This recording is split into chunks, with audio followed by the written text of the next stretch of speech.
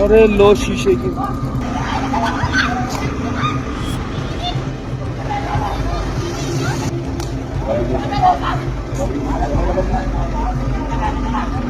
ये शिव मंदिर के सामने सोमों का सीधा मारपीट हो रही है।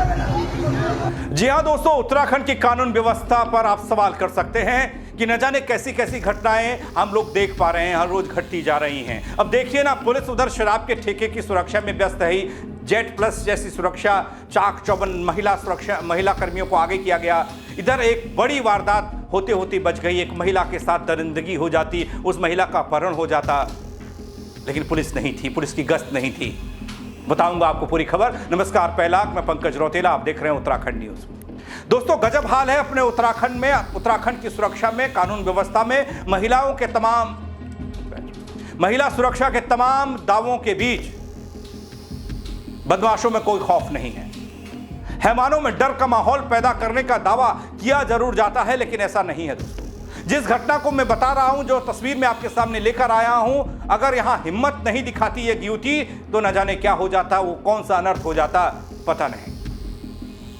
जी हां दोस्तों, उत्तराखंड देवभूमि प्रदेश का एक अलग माहौल, जहां कानून व्यवस्था को लेकर कहा जाता है कि यहां आम जन की सुरक्षा, प्रदेश के लोगों की सुरक्षा भी और बाहर से आने वाले लोगों की सुरक्षा में भी मुस्तैदी होती है। जहां सैनिकों की वीरता की गाथाएं गाई जाती हैं दोस्तों, महिलाओं की गरिमा का हर कोई गुणगान करता है, सम्मान करता है, लेकिन पिछले कुछ दिनों की घटनाएं एक कड़वी सच्चाई सामने लाती हैं। सुरक्षा का संतुलन कहीं ना कहीं बुरी तरीके से बिगड़ा हुआ है।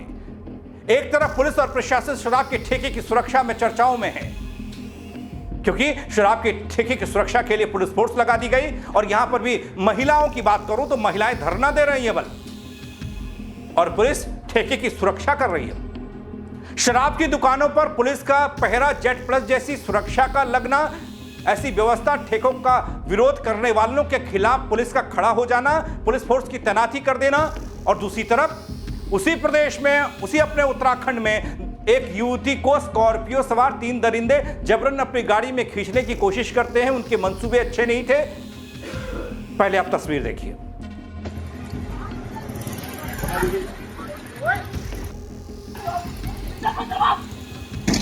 अरे लो शीशे की।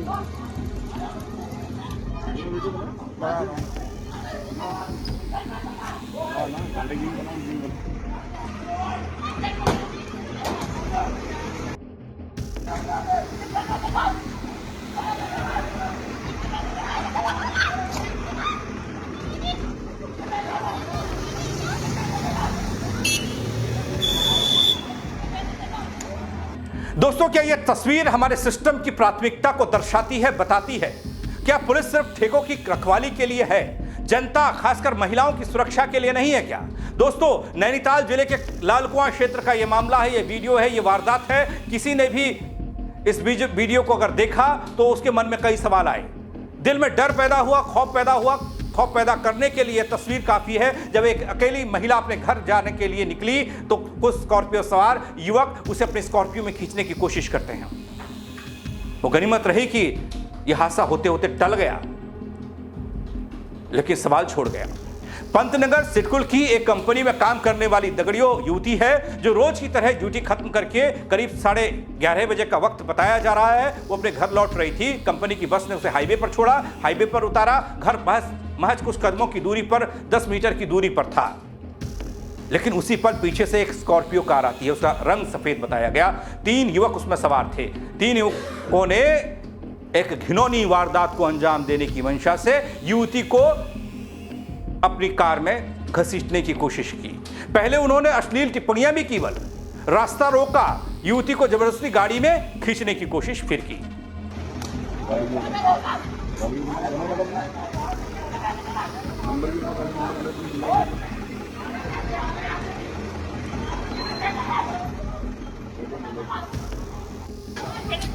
ये शिव मंदिर के सामने सोमों का सीधा मारपीट हो रही है। हाँ, ईंटें पत्थर चल रहे बीच रोड में यार।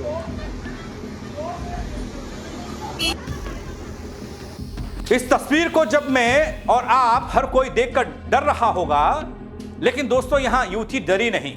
उसने शोर मचाया, जान बचाने के लिए भागी और अपनी हिम्मत से खुद को छुड़ा लिया। सबसे हैरान कर देने वाली बात तो यह है दोस्तों कि युवती के एक हाथ में प्लास्टर चढ़ा हुआ है। उसके बावजूद उसने उन दरिंदों के खिलाफ डटकर मुकाबला किया। परिजनों और राहगीरों के मौके पर पहुंचने के बाद उसका हौसला और बढ़ा। दोस्तों युवती ने खुद स्कॉर्पियो पर पत्थर बरसाए। आरोपियों को पकड़ा गया बल और फिर जनता ने उनकी जमकर धुनाई भी की।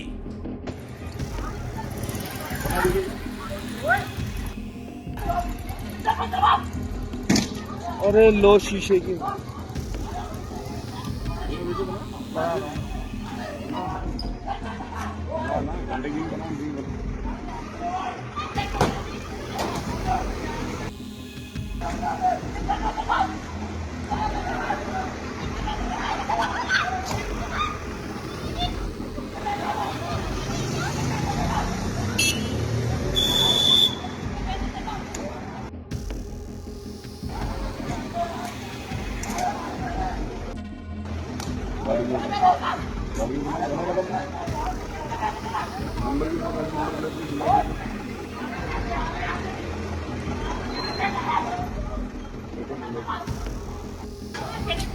ये शिव मंदिर के सामने टोमो का सीधा मारपीट हो रही है। हाँ पत्थर चल रहे बीच रोड में यार। दोस्तों युवती का यह सोशल मीडिया पर वीडियो जमकर वायरल हो रहा है। लोग इसे देवभूमि की शेरनी कह रहे हैं और दूसरी तरफ सवाल भी उठा रहे हैं, क्या अब उत्तराखंड की बेटियों को खुद ही अपनी सुरक्षा करनी होगी? दोस्तों इस मामले में पुलिस ने तीनों आरोपियों को गिरफ्तार किया, जिनका नाम अनिल आर्य, चंदन आर्य और विनोद आर्य बताया गया। इनके खिलाफ मुकदमा दर्ज हुआ है।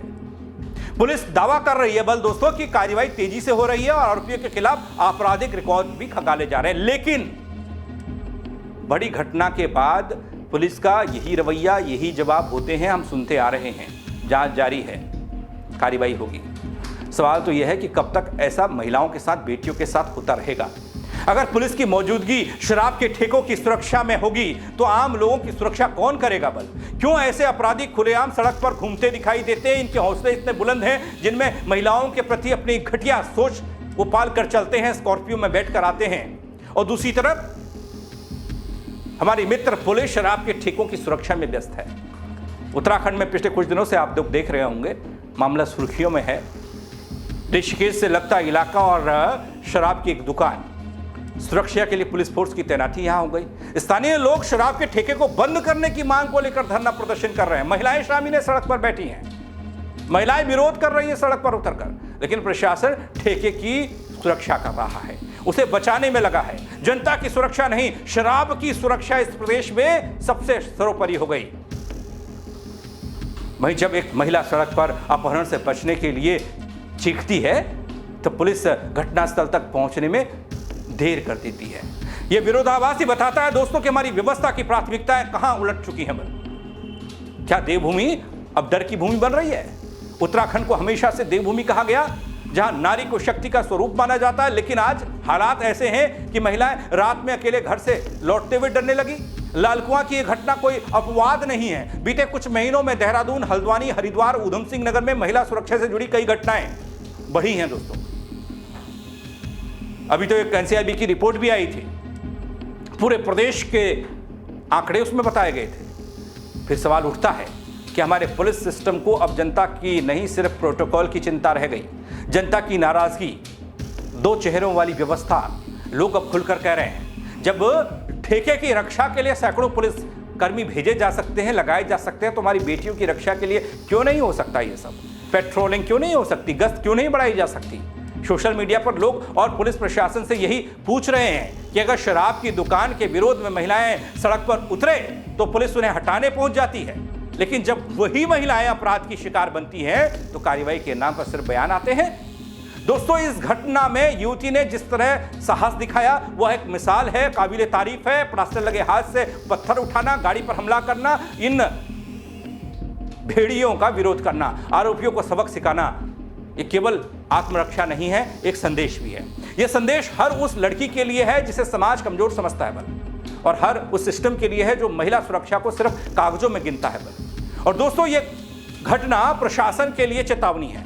उत्तराखंड पुलिस और सरकार को अब यह समझना होगा कि सुरक्षा का मतलब सिर्फ त्योहार या शराब के ठेकों की सुरक्षा करना नहीं है।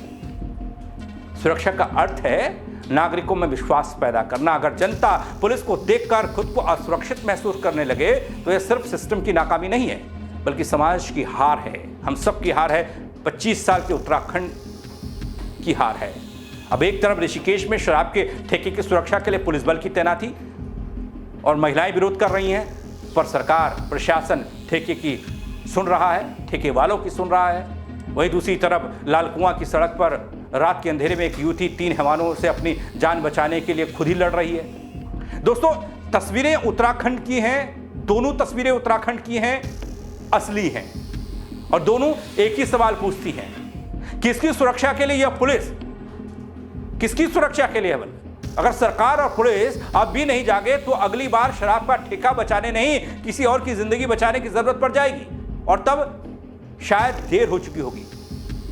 तो ये नैनीताल में हैवानियत की कोशिश नाकाम, ड्यूटी से लौट रही युवती को स्कॉर्पियो सवारों ने खींचने की कोशिश की, लेकिन हिम्मत से पलट दिया खेल एक लड़की ने खुद ही। पुलिस वाले तो शराब के ठेके की सुरक्षा कर रहे हैं। आप क्या कहेंगे इस खबर को लेकर? कमेंट करिएगा। दोस्तों, मेरे साथ जुड़ने के लिए आप सबका बहुत शुक्रिया।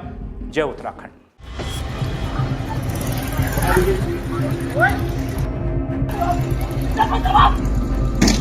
अरे लो शीशे की।